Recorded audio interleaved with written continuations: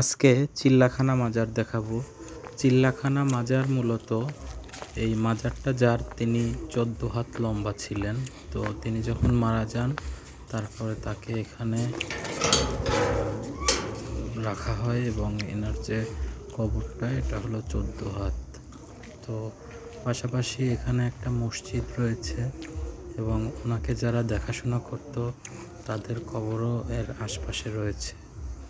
তো সকলেই দেখা যায় বাগেরহাটে অবস্থিত খানজাহান আলী পীর সাহেবের মাজার দেখতে আসেন।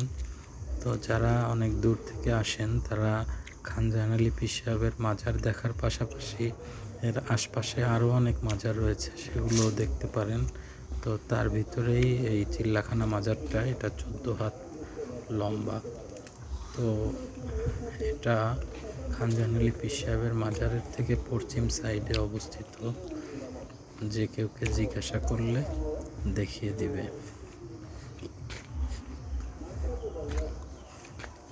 তো যারা সময় সুযোগ করে ঘুরতে বেরোন তারা অবশ্যই যেখানে যাবেন সেখানের আশপাশে যা আছে সব কিছুই দেখার চেষ্টা করবেন। আর ভিডিওটি যদি ভালো লাগে অবশ্যই লাইক করবেন।